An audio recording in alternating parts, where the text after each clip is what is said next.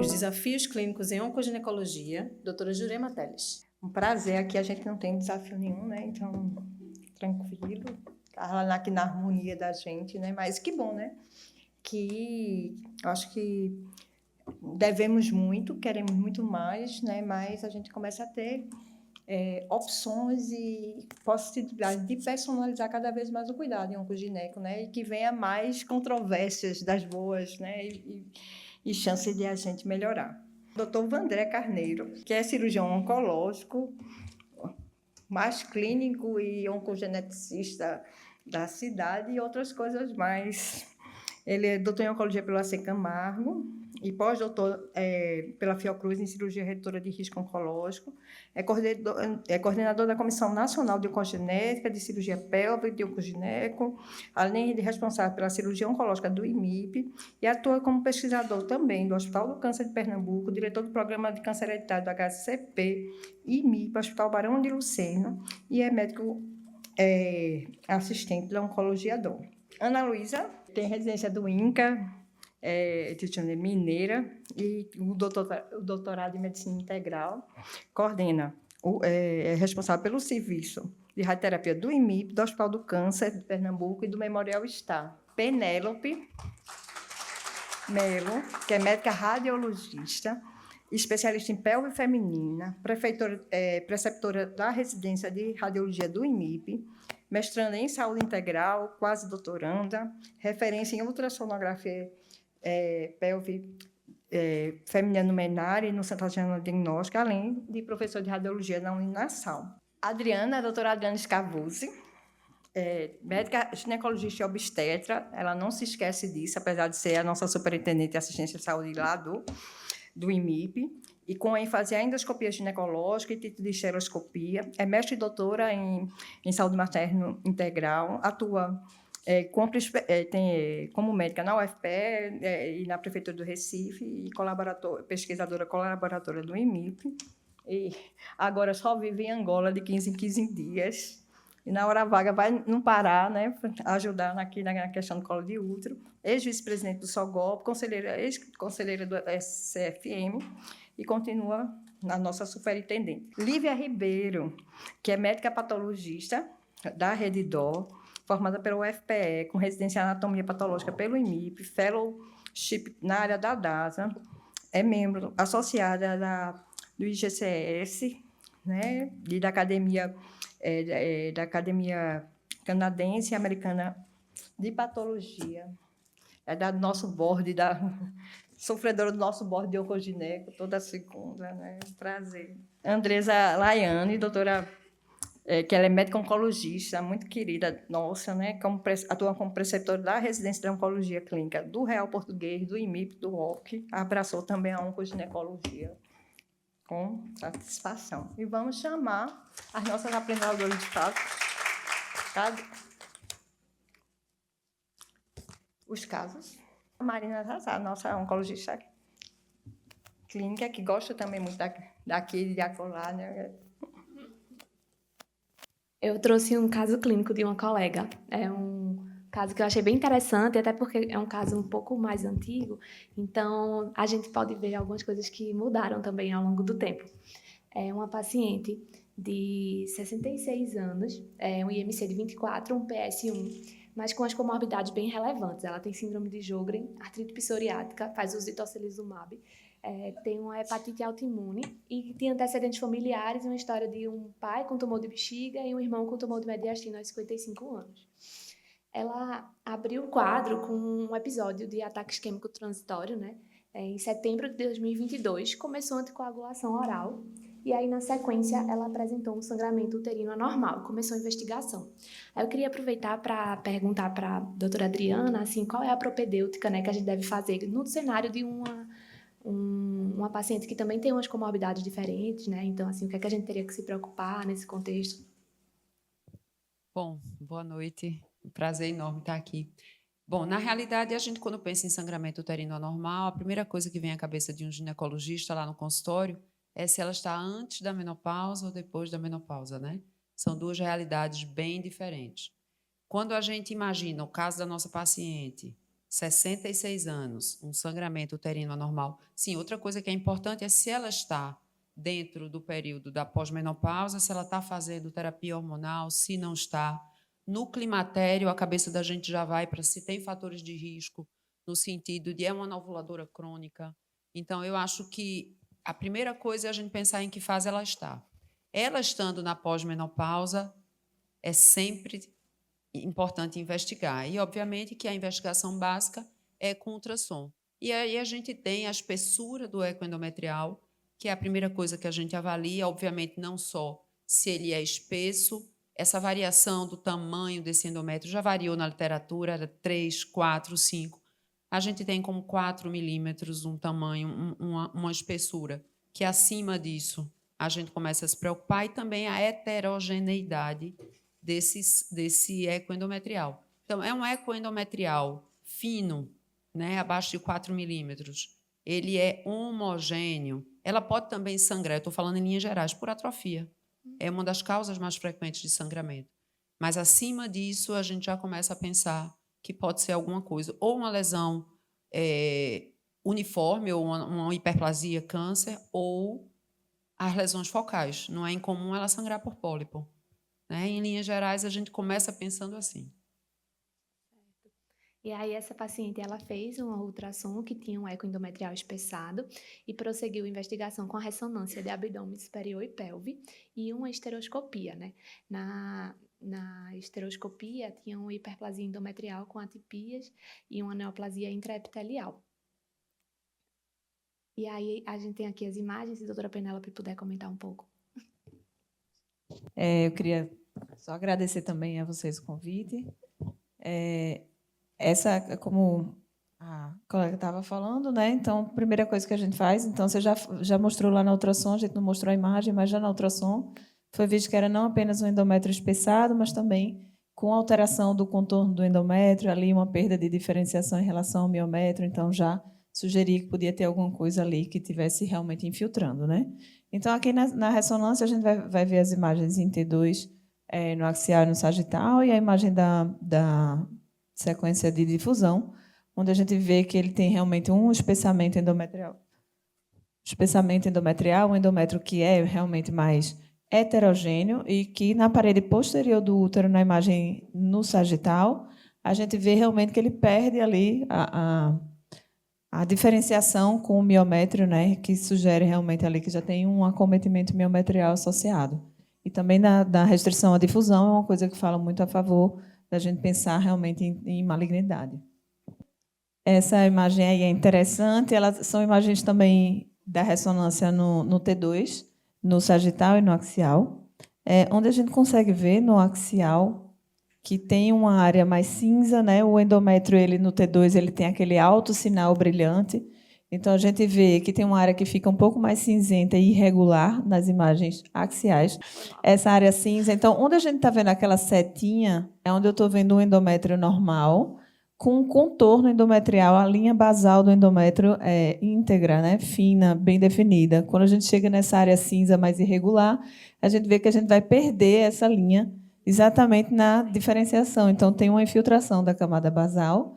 E o que a gente vai ver, se a gente olhar para a parede anterior e a parede posterior do miométrio, a gente vai ver essas áreas de hipersinal na parede posterior do miométrio, que já é sinal de infiltração desse tumor. Então, a gente vai ver, nesse caso, aí nessas setinhas amarelas, a gente vai ver que essa infiltração está indo para bem perto ali da serosa uterina. Então, a gente vê que tem mais de 50% de acometimento da parede do miométrio. Então, são aí as características que a gente vai avaliando na radiologia para dar essa informação para ajudar exatamente a fazer a melhor avaliação possível para o estadiamento. Aí eu queria discutir, assim, nesse cenário, qual seria a proposta cirúrgica, né, para essa paciente, assim?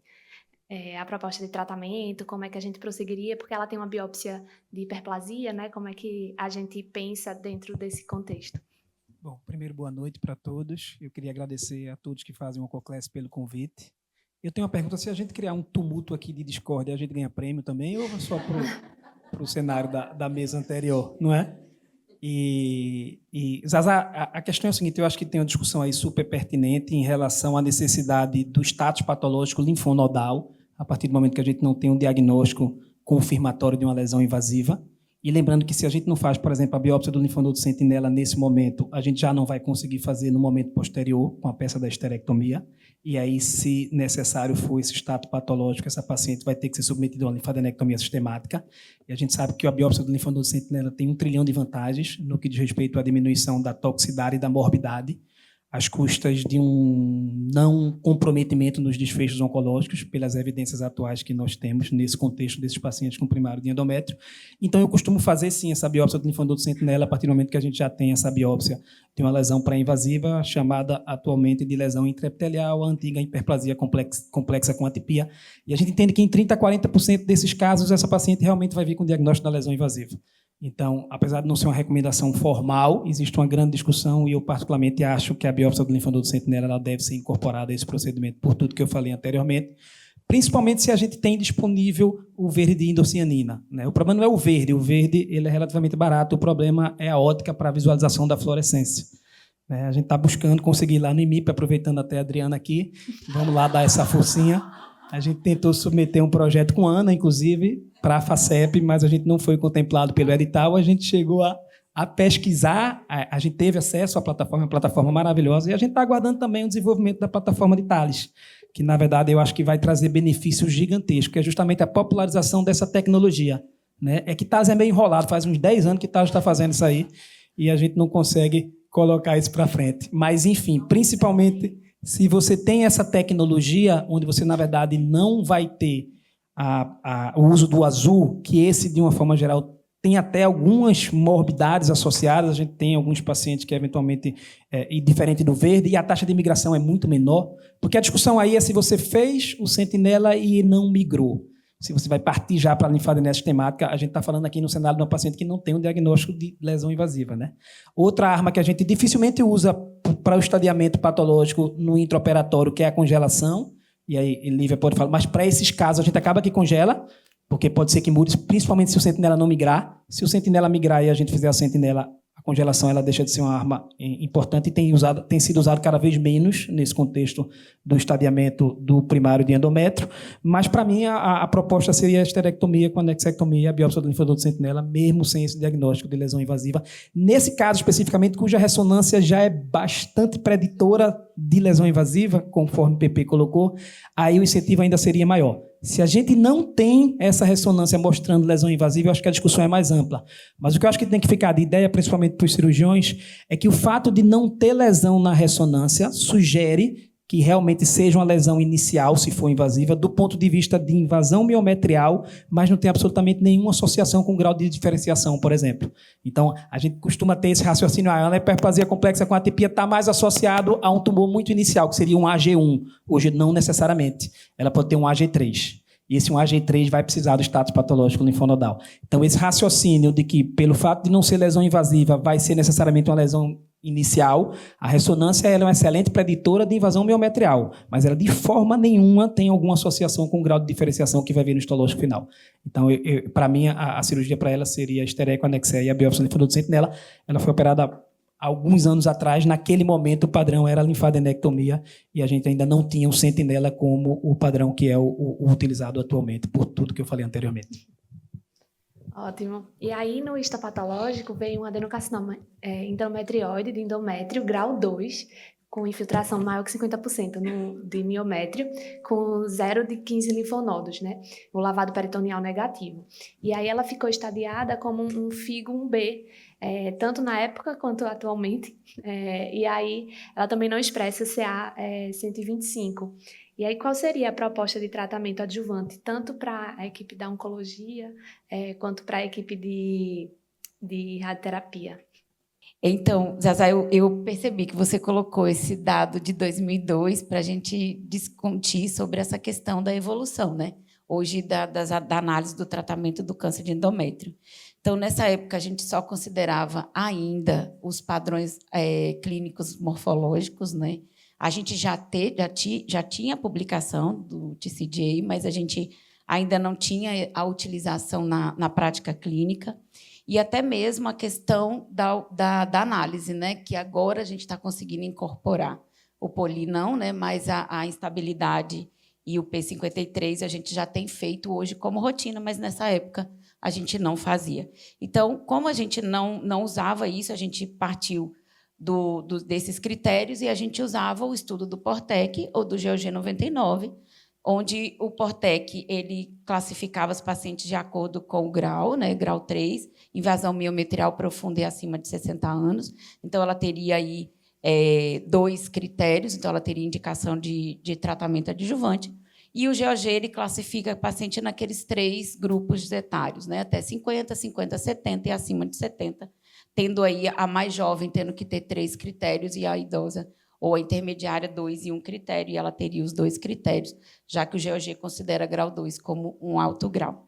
Então, nessa época, foi indicado o tratamento adjuvante, e como ela fez linfadenectomia, e até então a gente também não considerava nem o P53, e ainda não faz L1-CAM, né, para saber se essa paciente teria indicação de tratamento de pelve, né? Então, como ela tem uma pelve bem avaliada e ela é um B, grau 2, a gente indicaria só bracterapia mesmo. Talvez diferente do que aconteceria hoje, já que a gente teria outros dados para tentar. Hoje, como que a gente diferencia essa paciente, se a gente indicaria pelve ou não? Basicamente, por outros critérios, como a gente não faz L1-CAM de rotina, né? Os estudos todos usam, mas a gente não faz de rotina. Mas o P53 poderia ser um adicional para definir se faria pelve ou não. Mas, de um modo geral, a indicação de adjuvância em endométrio ela é BRAC, né? Ela só entra nos altos riscos da pelve. Eu concordo com a doutora Ana, eu acho que a bracterapia estaria bem indicada, acho que é uma paciente que entraria nos critérios do Portec 2, né?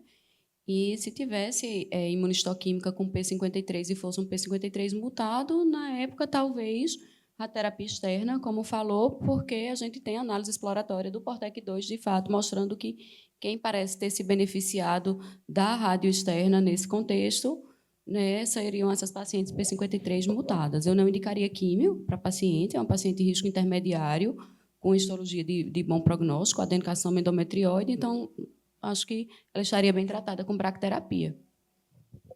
Porque o Portec 2 ele diferenciou, o Portec 1 fez observação versus rádio e era pelve. O 2, como o 1 percebeu que a maior incidência de recidiva era na cúpula, e aí foi que estratificou em risco intermediário, alto e baixo, e os altos foram esses que tinham esses critérios. E aí o Portec 2, entendendo que o maior risco de recidiva era a cúpula, fez a randomização entre BRAC e externa. E aí ele viu que BRAC foi igual à externa, exceto nos casos de P53 positivo, L1-CAM superexpresso e invasão angiovascular grosseira, porque na época tinha essa distinção que eles falavam invasão angiovascular e invasão angiovascular grosseira. Hoje, Lívia pode falar melhor, mas invasão angiovascular só é relatada quando ela é grosseira, né? Isso. Boa noite, queria agradecer o convite. Primeiramente, em relação à questão da imunistoquímica, né? A gente vai, hoje é protocolar, mesmo em nível SUS, que você sempre faça a solicitação, mediante um carcinoma de endométrio, da avaliação da instabilidade microsatélite, porque a gente faz com MLH1, MSH2, MSH6 e PMS2, e do P53. Além de receptores de hormonais, e em alguns casos selecionados, a gente também já coloca no painel L1-CAM e também a HER2, a princípio, a gente está colocando em todos. Então, essa avaliação tem que ser feita. É a primeira coisa que eu acho que, nessa época, já não era tão firme a solicitação. A segunda coisa que tem que ser avaliada, eu vou trazer só uma questão que o Vandré falou, é a avaliação se esse linfonodo foi sentinela ou não. Eu me perdi. Não fizeram, né?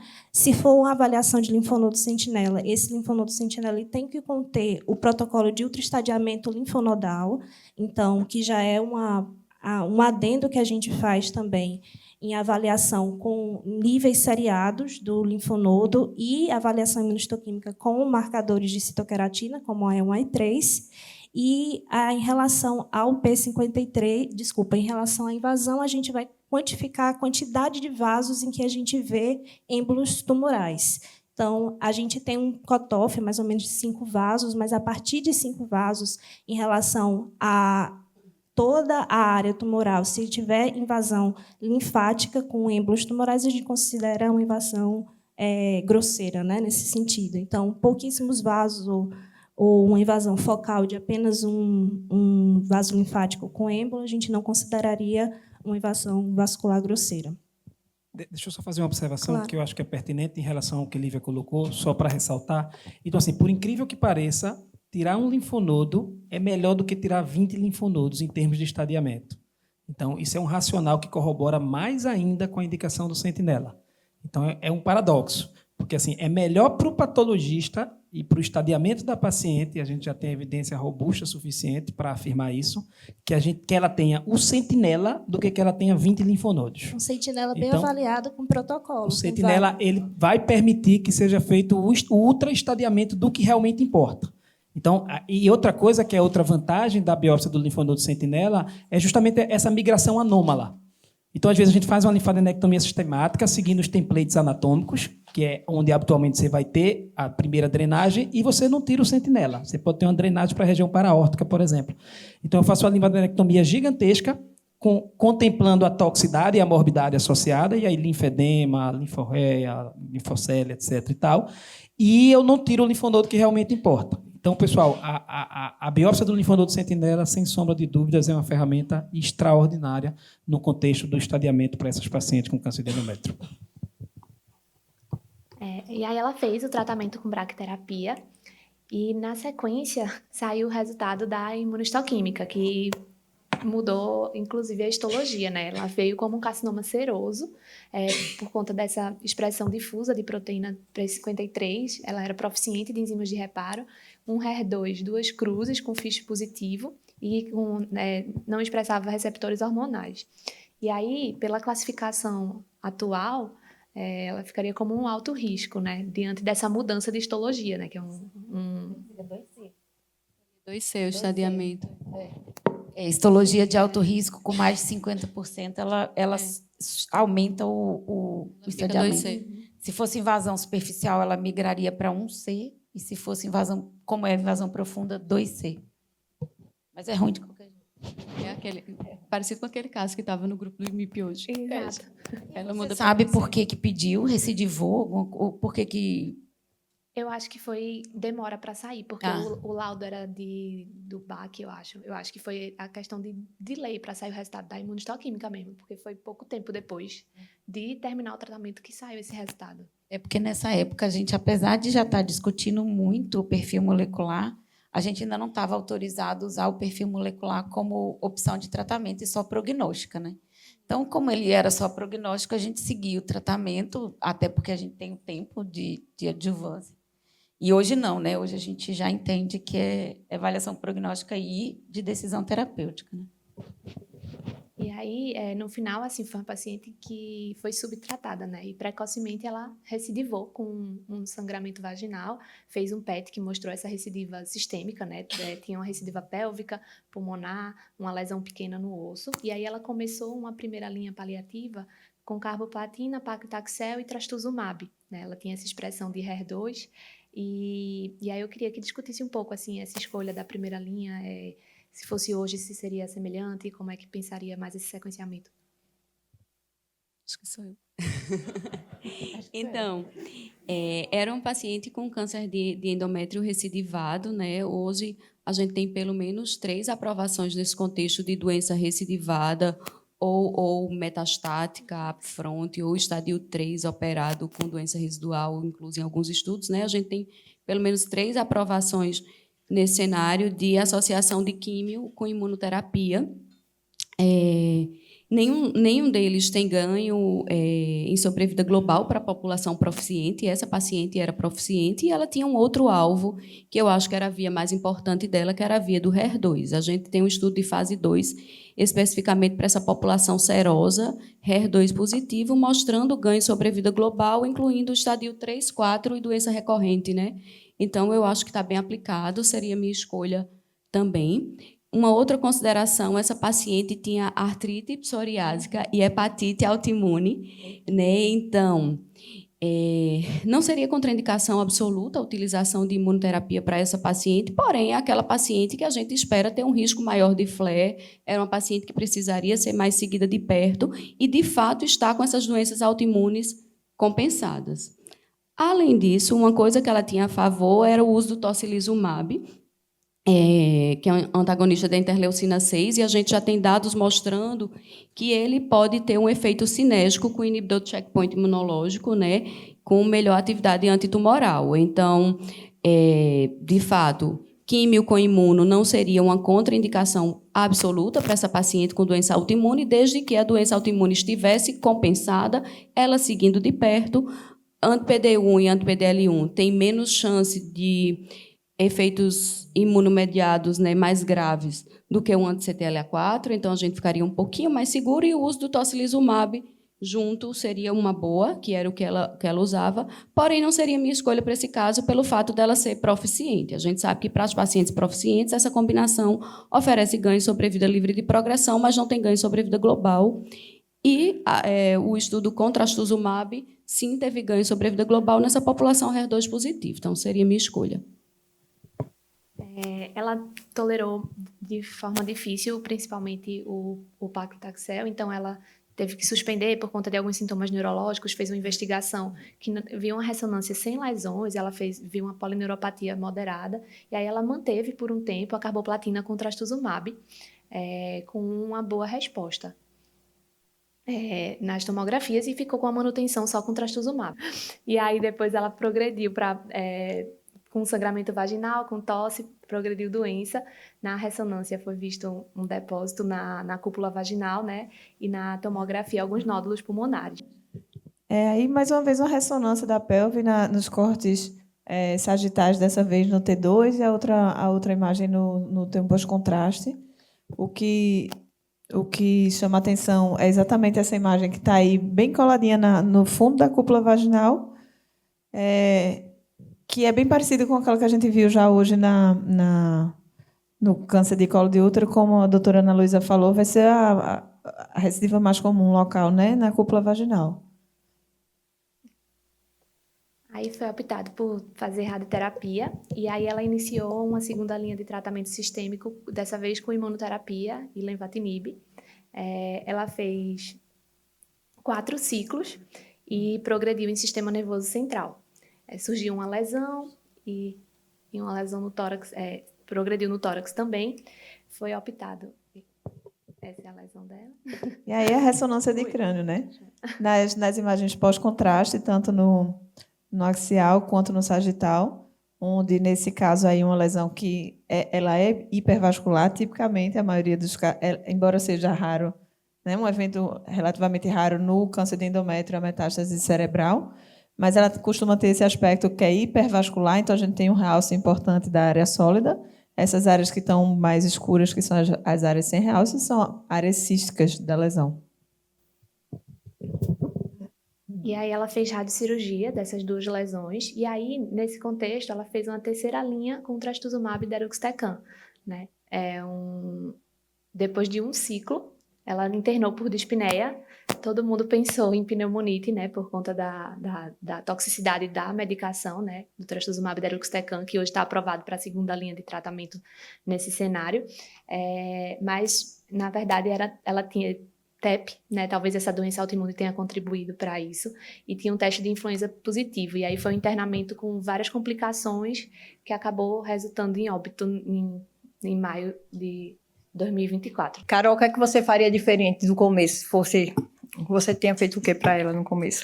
Na verdade, a adjuvância não foi adequada para o estadiamento dela, né? A gente tinha uma histologia incompatível com o que de fato era, né? Então, faria um tratamento de alto risco, com quimioterapia, carbotaxol por 6 ciclos, seguida de radioterapia adjuvante. Ela foi aquele caso, né, que a gente sabe dos 20% que são muito agressivos, né, e não são aqueles que a gente trataria que iria morrer de outras causas, né. E aí, realmente... Comparado com outros tumores que nós temos, né, ginecológicos de maneira geral. É um tumor de bom prognóstico, era muito bonzinho, e acho que a gente demorou a personalizar e enxergar esse espectro de possibilidades para personalizar esse cuidado, né? E mesmo que E ela foi muito fosse acelerado.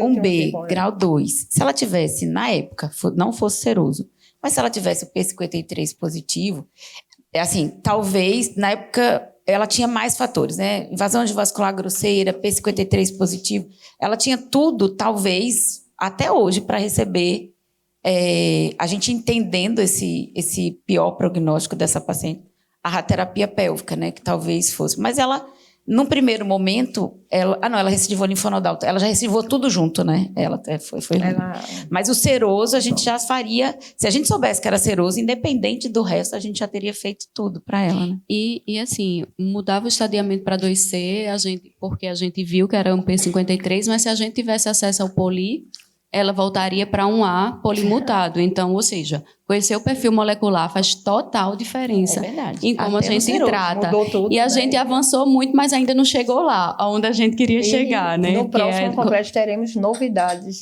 um novo review desse caso. Mas agora a gente precisa ir para o segundo caso, que ainda vamos ficar aqui com chance de ir e voltar. Para isso, a gente chamou o Carol Ferraz, que ela é médica oncologista, né, que atua no Real Português, no Hospital Barão de Lucena e no Hospital do Câncer de Pernambuco. Seja bem-vinda.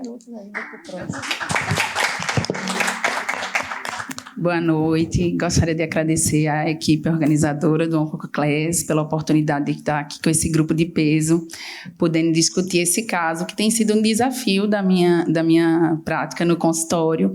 E aí, hoje eu trouxe, inclusive, perguntas do meu dia a dia que tem me levado a muitas horas de estudo, de discussão desse caso. E aí, nada mais justo que, de repente, com esse time de peso, trazer novas reflexões, né, para esse momento. Então, é uma paciente de 68 anos, casada, que tem 3 filhos, natural e procedente de Recife, que começou a história dela em janeiro de 2025, com empachamento e um aumento do volume abdominal. De comorbidades, ela é uma paciente que é asmática, hipertensa, dislipidêmica, tem histórico de arritmia, diabetes, esteatose hepática, um histórico extenso também de alergias, e que tinha um antecedente familiar de uma irmã com câncer de ovário aos 54 anos e de uma outra irmã com câncer de mama aos 52. E queria trazer a discussão para a Adriana, né, de como tem sido no dia a dia dela da prática de consultório esse fluxo habitual de exames diante de uma suspeita de uma neoplasia de ovário, se tem algum sinal e sintoma que chama mais atenção para levantar a possibilidade de malignidade. Bom, câncer de ovário é sempre desafiador, né? A gente sabe que falar em diagnóstico precoce, infelizmente, a gente não fala. Os métodos de rastreio, isso eu estou falando de população de risco habitual, né?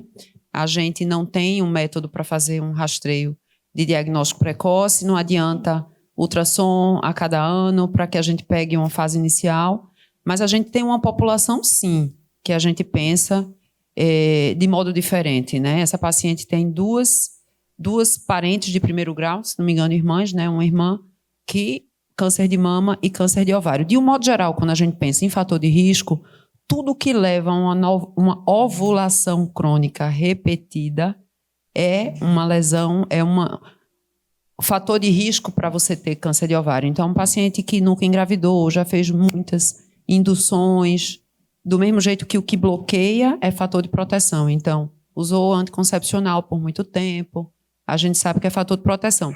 No caso dela, não. É uma paciente que a gente sabe que é uma paciente de risco. Em matéria de sinais e sintomas, também pobre, né? A gente é o matador silencioso, tomadoras de antiácido. Por quê? Porque são pacientes que, às vezes, têm queixas de empachamento, de refluxo, mas que tudo isso é inespecífico. O que vai chamar a atenção é se isso for persistente. No caso dela, chamaria atenção muito o histórico, né? De uma mutação BRCA1, BRCA2, síndrome de Lynch, por aí. E aí, eu acho que, pegando o gancho nessa discussão, né, a gente acho que discutiu um pouco sobre isso, né, se há alguma evidência para alguma estratégia de rastreamento, pensando nessa história familiar, Vandré quer falar um pouco sobre isso também. Na verdade, não existe qualquer evidência mais robusta de que a gente consiga mudar a história natural do câncer de ovário baseado em qualquer rastreamento que seja ultrassom transvaginal, marcador tumoral, ressonância magnética. A gente tem 3 grandes estudos prospectivos e randomizados, um japonês, um no Reino Unido e um nos Estados Unidos. Carla, inclusive, citou um estudo que, na verdade, soma o dos Estados Unidos com o do Reino Unido, e todos eles foram negativos. Então, a gente, infelizmente, não consegue mudar essa história natural, que parece que essa neoplasia começa na trompa, né? O seroso de alto grau clássico. Então, de antemão, a principal ferramenta que a gente tem é a identificação desse subgrupo populacional de alto risco. E a gente vai propor a cirurgia redutora de risco.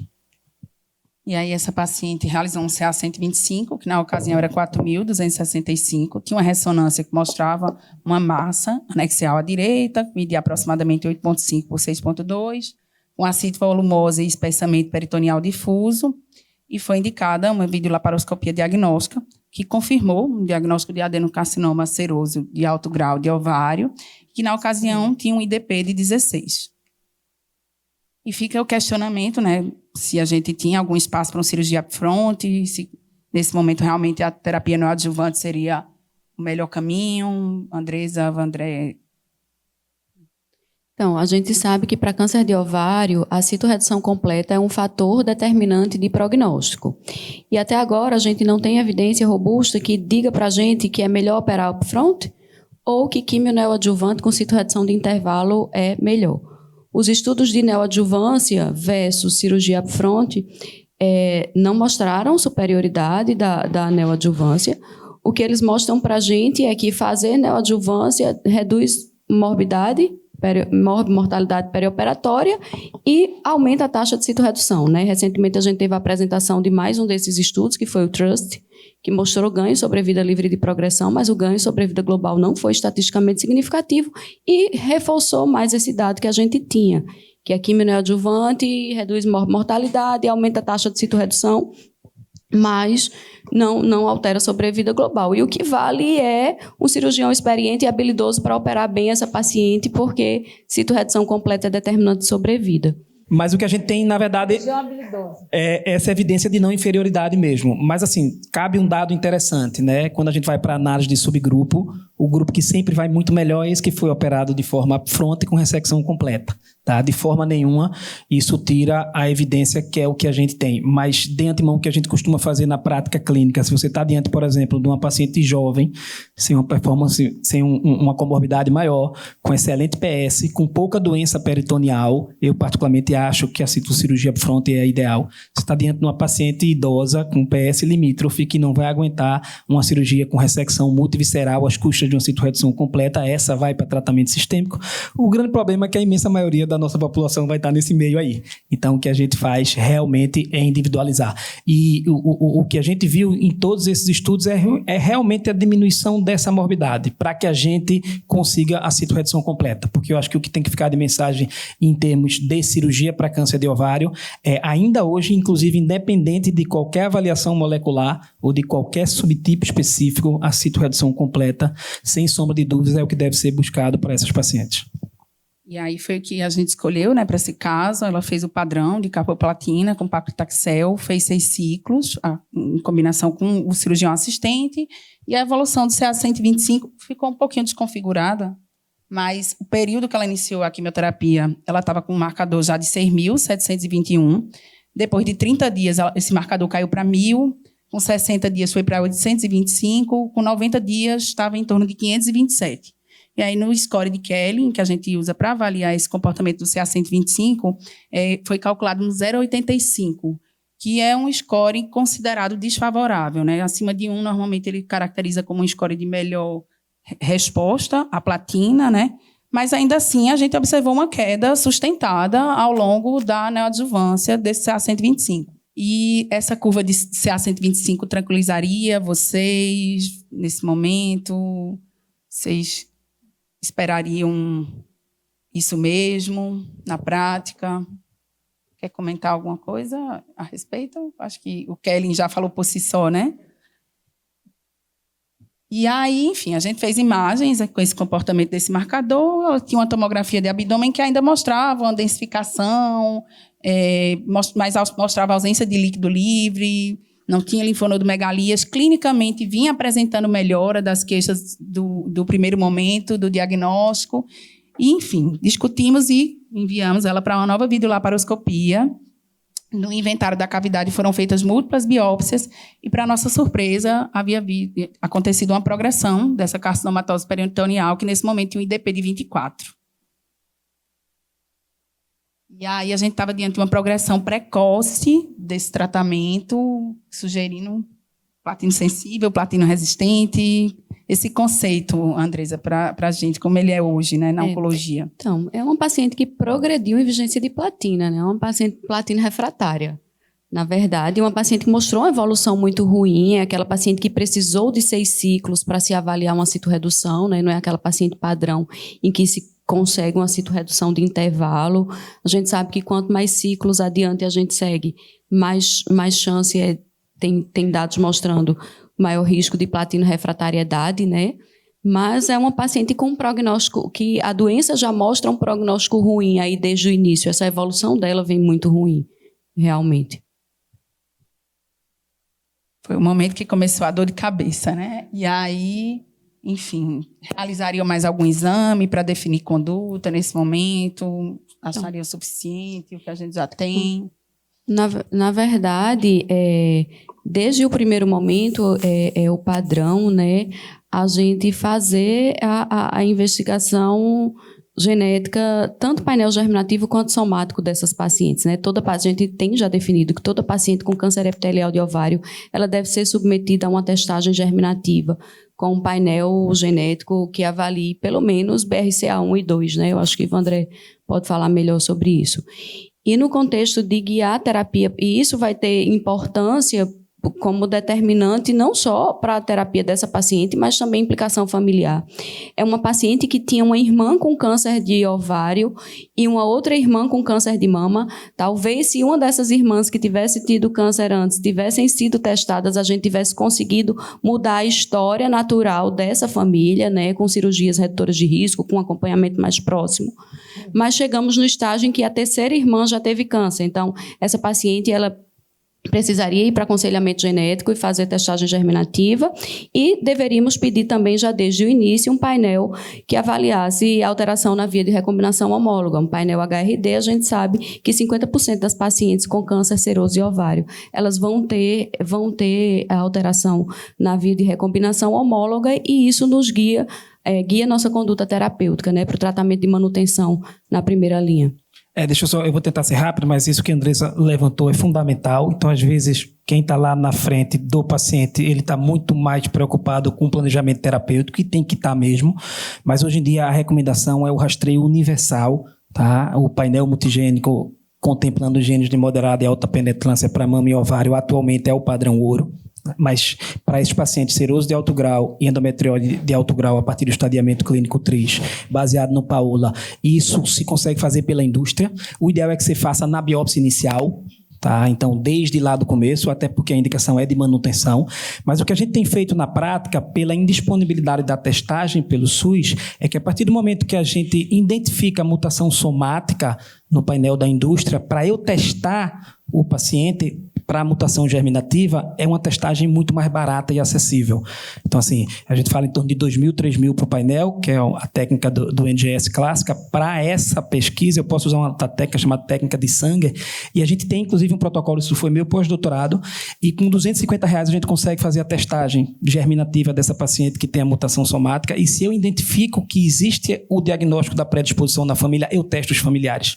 E, assim, em identificando esse familiar de alto risco, eu consigo oferecer a cirurgia redutora de risco. E aí a gente diminui a chance aí de câncer de ovário em torno de 80% a 96%. Tá? Existem alguns detalhes técnicos em relação à cirurgia que eu acho que não cabe pelo tempo, mas assim, uma coisa que não é acessível no SUS, e aqui já fiz meu pedido para a Adriana, vou fazer agora para a Jurema. O programa está parado por falta de recurso humano, a gente tem testagem, tem tudo e não consegue. Tá? Então, assim, agora eu conversei ontem com 4 residentes de oncoenfermagem, possivelmente a gente vai botar para frente novamente. Então, a gente tem um programa que a gente já testou mais de 1.000 indivíduos por vários outros projetos, financiados pelo Ministério da Saúde, pelo PROAD, com a Einstein, financiado pelo Ministério da Saúde, que a gente está entrando com a Beneficência Portuguesa por um outro PROAD. A gente tem um outro lá que foram 300 e poucas mulheres com câncer de mama. A gente tem uma parceria com a Universidade Federal da Bahia, que a gente testou vários cânceres. Então, assim, o grande problema dessa logística no SUS é a acessibilidade à testagem. E, assim, a gente tem buscado aos trancos e barrancos e consegue, e esbarra simplesmente porque a gente não tem recurso humano. Quando eu tinha meu pós-doutorado, que eram 2 bolsistas do PIBIC, que a gente conseguia, porque elas iam atrás. Então, assim, o programa está para ser reiniciado. Eu já mandei para a Jurema uma mensagem ontem e eu sei que posso contar com todo o apoio dela e eu acho que isso é extraordinário, porque você vai pegar, e aí, inclusive, vai ser o mestrado de Mirella, possivelmente, é o desenvolvimento desse produto da linha de cuidado da paciente com diagnóstico de câncer de ovário, que não teria acesso a absolutamente nenhuma testagem de avaliação molecular. A gente testa o somático pela indústria, a gente testa ela com uma verba de pesquisa, a gente testa o familiar e a gente opera para que esse familiar não tenha câncer. Então, assim, isso já está muito bem definido há muitos anos. Toda paciente com primária... A discussão é um mucinoso que Carla até levantou, mas que a gente tem que pensar em Lynch. Mas, de uma forma geral, é todo mundo, pessoal. Chegou uma vozinha de 99 anos com câncer de ovário, não tem história familiar. Testa. Tá? Porque Ina também levantou. Essa regra geral de câncer na idade jovem não vale para ovário. O ovário chegou em 60 anos, tem outro pico gigantesco. Então, vai ter paciente com 70 anos com câncer de ovário que não tem história familiar e que tem mutação em BRCA. Tá? Então, de antemão, desculpa falar demais. Essa paciente, inclusive, fez a pesquisa da mutação específica. Então, aí, essa paciente, o familiar, deve ter tido o diagnóstico já. Então, aí deixa eu agora falar, né? Desde o início, eu já tinha essa informação desde o primeiro momento do diagnóstico, mas quis deixar em aberto para discussão. E aí tem uma história ainda mais triste, né? Porque essas pacientes foram acompanhadas por mim também. Então, eu sabia que a irmã dela tinha tido câncer de ovário BRCA mutada. Ela se recusou ao teste, foi a única irmã que não quis testar na época e que, enfim, não veio para avaliação genética. E aí, enfim, eu tinha muito... Ela também tinha muita expectativa nessa resposta à platina, porque a irmã dela fez o solo 1 e foi muito bem, até hoje segue sem evidências de doença. Então, foi, assim, uma coisa que, enfim, hoje ela se culpa muito, a gente...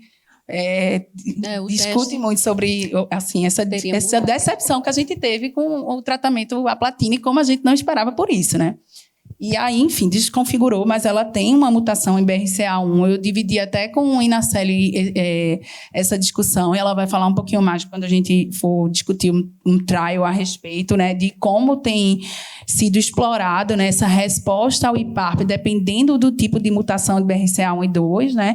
E a gente também já tinha a informação de que ela era proficiente, de que ela era HER2-0, que tinha um PDL1 com CPS de 10 e que tinha um receptor de alfa-folato que tinha sido expresso em 40%. E, enfim, falando agora com Lívia, né, para entender um pouco se, do ponto de vista da patologia, ela consegue, no padrão morfológico, ter alguma informação que possa levar a pensar em alguma deficiência de recombinação, e falar também um pouquinho dessa técnica de imunistoquímica que a gente avalia o receptor de alfa-folato, né? Em relação ao BRCA, né, existem padrões morfológicos que conseguem sugerir essa deficiência da linha da recombinação homóloga, mas primeira coisa é que seroso de alto grau é o que mais contém esse tipo de mutação. Apesar de você poder fazer o teste em ovário para mucinoso, por exemplo, células claras, o que vai realmente ter, a maioria das vezes, a mutação vai ser a morfologia serosa. E dentro da morfologia serosa, você tem alguns achados. O principal deles é o padrão morfológico que a gente chama do tipo 7, que é o padrão que vai ter morfologia sólida, pseudoendometrioide e transicional, que são achados que é que a gente consegue já na morfologia definir. Então, se você recebe, por exemplo, um laudo de carcinoma seroso e tem essa informação de padrão morfológico tipo 7, já considere que aquele pode ser um carcinoma seroso que está relacionado à deficiência da recombinação homóloga. E em relação ao folato, esse é uma imunistoquímica que a gente está trabalhando agora recentemente, né? Depois do estudo, e o que a gente avalia, na verdade, é um receptor de membrana. O folato ele não está associado a um padrão de mutação, a um gene específico. Ele é expresso em várias neoplasias, se vê uma expressão muito forte em carcinomas de ovário, e ele vai ser expresso na membrana basal das células, e a gente faz uma quantificação similar ao que a gente faz, por exemplo, com o HER2, vendo intensidade da marcação nessa membrana e a quantidade de células. Atualmente, o cutoff que a gente tem para considerar um receptor de folato positivo, de acordo com o estudo, é 75%. Lembrando que esse estudo foi específico com um tipo de clone que é o de receptor do folato da Ventana. Então, existe como você fazer com outros receptores por outros clones, por outras marcas, mas o que é aprovado é o da Ventana e a gente tem um cutoff de 75%, que eu acredito que vai ser no futuro muito variado, similar ao que acontece no HER2. Então, a gente vai, mas isso é para o futuro, né? Vamos estudar o folato totalmente 75% acima, marcação de membrana, folato positivo. Eu acho que o André até chegou a falar um pouco sobre o material, né? Eu usava sempre do diagnóstico. E, enfim, agora para a gente falar um pouco sobre esse estudo, que é para avaliar o impacto preditivo e prognóstico do tipo de mutação do BRCA. E, enfim, essa foi uma análise de vida real, uma análise retrospectiva, realizada de janeiro de 2010 a dezembro de 2022, com 140 pacientes que foram seguidos por 46 meses. E aí avaliava se o tipo específico de mutação podia mostrar um padrão estatisticamente significativo de melhor resposta para uma determinada mutação em relação a outra. Então, em relação à mutação de Ring, que eu acho que é a mutação de início, né, Ina? É uma mutação que pega 3 códons, acho que é 3.331 a 3.333, é uma deleção. Então, é uma mutação que a gente chama de frame shift. E hoje, ainda não é algo que muda a conduta, mas a gente está falando cada vez mais que, provavelmente, essas mutações de dano maior causam uma alteração maior na via de recombinação homóloga. Então, provavelmente, as mutações, deleções, duplicações, elas têm um impacto maior, por exemplo, do que uma mutação missense na resposta ao IPARP. E a posição da mutação no gene também influencia. Então, na região central do gene, principalmente no exon 11, onde fica o anel, é onde provavelmente existe uma maior resposta aos inibidores de PARP. Isso ainda não muda a conduta, mas pode ser algo que realmente tem algum impacto, isso, para ver resposta ao IPARP. E um dado curioso também é que essa mutação ela é fundadora da região ibérica, né? Então, só para ilustrar mesmo, né, que a gente é muito misturado. Ela fez uma ressonância que realmente mostrava um aumento dessa densificação. O PET, na ocasião, ele não captava, né, para nenhuma alteração, e o CA-125, em outubro de 2025, nesse momento desse debate, ele era de 126. Veio essa pergunta polêmica, né, que, enfim, discuti em board, na instituição, inclusive incentivei ela a pedir outras opiniões diante desse caso difícil. Ela chegou aí para São Paulo também para ouvir a opinião de outra colega, passou com a doutora Grazi Dalmolin também, porque havia essa dúvida se a gente, tendo esse BRCA, ainda insistia com essa resposta ruim ou não. Andresa? Então, eu não insistiria em platina para ela, porque a gente viu que, de fato, progrediu em vigência de platina, né? Era uma paciente BRCA mutada, mas resistente à platina, uma luta, né? Porque a gente sabe que a sensibilidade à platina é o principal determinante de resposta ao IPARP, né? E, assim, se a gente for ver, em todos os estudos de fase 3, para manutenção, eram inclusos pacientes platino-sensíveis, não eram platino-resistentes. Então, no cenário de vida real e de conduta habitual, não seria uma paciente candidata a IPARP. Porém, ela tinha uma mutação que era um driver, era uma paciente que estava indo muito ruim. Se a gente não fosse fazer isso, a outra opção era quimioterapia, no contexto de doença resistente à platina, com sobrevida livre de progressão, que a gente já sabe, pequena, taxa de resposta ruim. Então, talvez fazer inibidor de PARP para não tentar o inibidor de PARP para não perder essa linha de tratamento, olhando de pertinho, porém não fazer sozinho, né? Tem alguns estudos iniciais, fase 1, fase 2, de associação de imuno com IPARP e ou IPARP com antiangiogênico nesse cenário, resistente à platina, mostrando taxa de resposta que varia entre 18% e 30% e benefício em sobrevida livre de progressão. Então, seria uma tentativa nesse momento, de repente, para essa paciente, para tentar não perder essa linha de tratamento, sequenciar um pouco mais, mas olhando bem de perto mesmo, porque para pacientes refratários, a platina, de fato, não é a conduta padrão a gente insistir no IPARP. Acabei escolhendo insistir no IPARP realmente por por tentar, mais uma vez, insistir nessa via, que ela tinha uma mutação, mas bem desacreditada, né, na resposta. Eu fiquei seguindo muito de perto. E, enfim, se precisei reduzir dose, ela fez toxicidade hematológica, fez 2 reduções de dose nesse intervalo bem curto que ela foi exposta, né? Ela começou em novembro, acompanhei o CA-125, teve uma breve queda que não sustentou, né? Então, aqui ficou desconfigurado, mas a gente consegue observar que começou a cair até janeiro. Quando foi final de janeiro, esse marcador já subiu de novo. E, em março, esse aumento já tinha sido um pouco mais pronunciado. E aí, repeti a imagem novamente, a ressonância mostrava praticamente uma estabilidade, mas agora o PET scan captava em múltiplas formações focais de densificação peritoneal no abdômen, que, enfim, estavam mais intensas nesse exame, caracterizando uma progressão.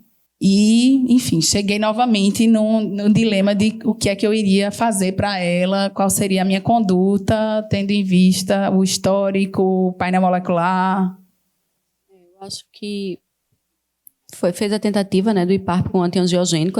Ela tinha expressão negativa para receptor de folato, mas ela tinha um CPS positivo, né? Salvo engano, um CPS de 10, né? Então, no cenário atual, ela seria uma candidata ao B96, né? Que é um estudo de fase 3 que avaliou a combinação de paclitaxel com pembrolizumab com ou sem Avastin versus paclitaxel semanal com ou sem Avastin, nesse contexto de doença resistente à platina, mostrando ganho em sobrevida livre de progressão e sobrevida global nesse cenário, pacientes com CPS acima de 1. Então, eu acho que seria a melhor opção para tentar nesse momento. Tendo aprovado no momento, não preste atenção à temporalidade, nos dias atuais seria isso. Existe algum espaço, Vandré, para pensar em cirurgia nesse cenário? Não. E nem no contexto paliativo, de controle de sintomas. Eventualmente, num cenário paliativo, o grande problema é que essa disseminação transcelômica, diferente, por exemplo, quando a gente tem uma obstrução pélvica focal, que a gente consegue fazer uma derivação, a história natural da doença, desse contexto, da progressão, principalmente nesse cenário de platino resistente, é que ela obstrui em vários pontos. Então, a gente chama, inclusive, de obstrução maligna. Então, é muito improvável que a gente vá conseguir beneficiar essa paciente de um procedimento cirúrgico. É óbvio que, eventualmente, dá para individualizar e você tentar alguma coisa. Mas, assim, num contexto não paliativo, de forma nenhuma, se não tem o que se paliar, a gente não vai trazer absolutamente nenhum benefício, a gente vai agregar uma toxicidade desnecessária. E num contexto de que se tem algo a se paliar, a gente acaba individualizando, mas lembrando sempre de que, às vezes, eu acho que é muito mais importante a gente entender que a gente pode fazer mais mal do que bem. Então, você tem uma progressão de doença local de um colo de útero, que você vai fazer um estoma e essa paciente vai ser paliada, tudo bem. Você tem uma disseminação peritoneal grosseira, onde você vai agregar uma laparotomia e isso associa dor, isso associa piora de qualidade de vida, para não conseguir fazer absolutamente nenhuma derivação, ou fazer uma derivação cujo a patência ou o período que você vai conseguir paliar vai ser muito curto. Então, Carol, possivelmente não. Mas, é feito eu falei, tem algumas situações no qual a gente acaba que consegue oferecer. E outra coisa que é muito interessante é a própria estoma. Porque a gente, às vezes, acaba desvalorizando muito porque a gente vê de forma natural. Mas é importante valorizar a paciente nesse contexto. Porque eu não sei, eventualmente, se eu faço uma cirurgia para essa paciente, eu coloco um estoma, eu não agreguei nada, ela vai ter um estoma que para a gente é super natural, mas que para o paciente leigo é um intestino ali fora. Que ela só vê em filme de terror. A verdade é essa, né? Então, assim, de antemão, a gente tem um dado super interessante avaliando os pacientes com câncer coloretal através de uma pesquisa, que o mais comum foi eles estarem preocupados com ter o estômago, mais inclusive do que ficar bom ou do que morrer. Então, isso eu acho que tem que ser colocado também em consideração no cenário dessas pacientes com doença peritoneal descontrolada. Então, porque operar para desobstruir através de um estômago talvez não seja melhor para aquela paciente. Se o receptor de alfa-folato viesse de 90%, mudaria a sua estratégia? A gente tem vários estudos com imunoterapia para ovário que foram negativos, né? E agora vem o B96 positivo. Receptor de folato é um biomarcador, é um alvo. Então, será que usar antes não seria uma estratégia? Muitas dessas pacientes, elas talvez já usaram paclitaxel ou progrediu em vigência DI. Então, tem várias coisas que a gente vai levar em consideração, né? Se é uma paciente que já progrediu em vigência de paclitaxel, então ela não vai ser candidata ao B96, aí você vai priorizar o Mirasol. e esses aspectos. Mas, de fato, a gente não tem essa resposta ainda de qual a melhor sequência, se a gente faz antes Elarir ou se a gente faz antes Keytruda com Pembro. Não sei se Carla tem alguma coisa aí a acrescentar. O que eu acho que incomoda com o dado da imunoterapia, ele é muito bem-vindo para uma área, para uma indicação órfã ainda, não tão órfã quanto já foi, mas ainda que a gente precisa evoluir. Mas a construção do conceito do benefício de imunoterapia em câncer de ovário, a gente ainda está patinando. Diante de vários estudos negativos, a gente teve um positivo. Então, ok, seja bem-vindo, mas o dado do receptor de folato positivo ele é muito mais consistente. A gente tem mais de um estudo corroborando esse benefício. Então, eu ficaria... Sim, minha resposta seria sim. Eu priorizaria o acesso ao inibidor de folato. Eu acho, na verdade, que ele vai para linhas mais... para platino sensível, e a gente não vai ter já essa dúvida, porque a gente vai ter usado ele já antes no cenário platino sensível, mas para agora eu ainda acho que o dado ele me deixa mais confortável do que o da imunoterapia. Então, eu acho que a gente começou agora a construir o conceito da imunoterapia de ovário. Então, assim, foi muito bom, é uma luz, mas eu acho que ainda não é tudo aquilo que a gente quer. Mas sabe o que é que eu penso? Penso também, sem saber, né? Que foi a primeira vez, sim, que a imunoterapia veio positiva, mas foi nesse cenário platino resistente, então talvez isso tenha alguma diferença. E aí o que eu levo em consideração é que os próprios estudos do MIRV falam que qualquer linha ele vai funcionar. Na segunda, terceira, quarta linha ele está funcionando bem. E a gente tem aquele entendimento de que a imuno, quanto antes, melhor. Então, é isso que eu estou pensando na minha cabeça. Se eu tivesse tudo, né, o MIRV já vem sendo aprovado. A primeira paciente que eu pedi a imuno já foi negado. Então, talvez, né, tá aprovado em bula, mas a gente ainda não vai conseguir fácil. Então, mas é isso que eu fico pensando quando eu entendi que a gente tem agora, a gente não tinha nada, mas se o HER2 vier positivo, a gente tem um TDXD, CPS positivo, a gente tem esse estudo, o folato positivo, a gente tem um MIRV, e ainda tem um relacoralil, eu não sei falar, que não chega, que ninguém aprova, e que também teve ganho em sobrevida global, né? Mas é isso, eu fiquei pensando no imuno antes, por isso. Para ver como não tem resposta, né? Cada um vai dizer uma sequência agora. Ô Carol, desconsiderando, na verdade, que o receptor de folato fosse positivo, que na verdade é negativo, né? Bevacizumab continuaria uma opção para você em virtude da doença peritoneal dela ou não? Nesse momento agora. Eu falo isso porque quando a gente... Eu acho que é uma coisa importante que a gente tem que levar em consideração, porque o estudo do Pembro, Keynote B96, foi o primeiro estudo de imunoterapia positivo nesse cenário, de tantos outros que foram feitos, é que tem uma coisa extremamente importante, porque a combinação da imunoterapia foi exatamente com um backbone de Taxol e Bevacizumab, que tinha sido positivo no cenário da doença resistente, com Taxol semanal. Esse é um detalhe. Os outros estudos de imunoterapia, aí inúmeros, Anitta, K-Link, sei lá, Atena, Mono, todos fizeram químio a cada 3 semanas. Então, esse foi uma opção feliz, uma opção feliz da combinação do Pembro com químio semanal e Bevacizumab, que a gente sabe que combinar semanalmente o Taxol com o Bevacizumab amplia o efeito antiangiogênico. Então, assim, levando em consideração, eu acho que, né? Para mim, com 100, exato. Mas isso é uma coisa que a gente está construindo, mas para mim, eu acho que fazer Pembro com químio e Bevacizumab provavelmente vai ser mais válido quando a gente vai conseguir fazer o Bevacizumab, sabe? Acabei pesando, não colocando. Poderia, mas assim, achei que o risco da quantidade de doença peritoneal que ela tinha no momento me assusta, sabe? E enfim, entendendo que nesse momento eu estou desanimada com todas as linhas terapêuticas dessa paciente pela forma como ela vem. Ela está fazendo se pembro ou comportando. não? Ela fez agora a primeira aplicação. Começou. Começou agora. Então ela está em fazendo março. pembro, beva e taxol. Não, Taxol e pembro.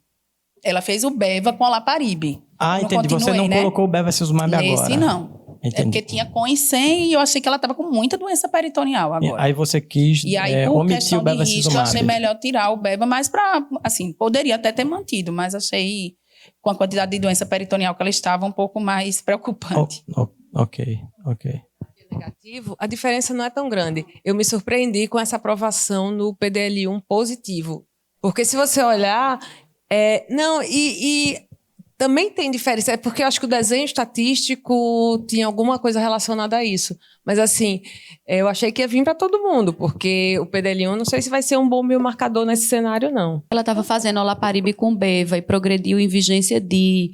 Por mais que a gente saiba que pode haver reexposição à beva, mas às vezes é difícil com convênio a gente conseguir a continuidade. Eu já tive mais de uma Além paciente disso, que foi eu fiquei negado preocupada quando... com a quantidade de doença peritoneal que ela já tem. Né? Risco Ela de lá perfuração. naquela primeira videolaparoscopia já tinha um IDP de 24. De lá para cá foi só piorando, né? Enfim, eu já estava usando o bevacizumab há pouco tempo.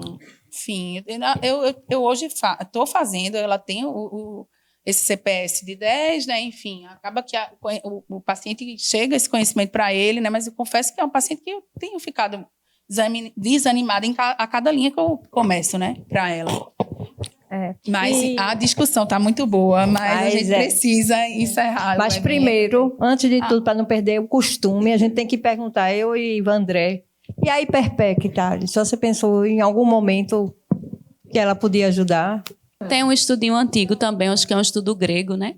Que incluía pacientes platino-refratárias para HIPEC e que teve uma sobrevida até interessante. Sim, meio que com a HIPEC equiparou com a sobrevida da platino-resistente com a platino-sensível, né? Posso estar enganada, mas é um estudinho antigo, um estudo grego. Bom, gente, obrigada a todos pelo esforço para ajudar.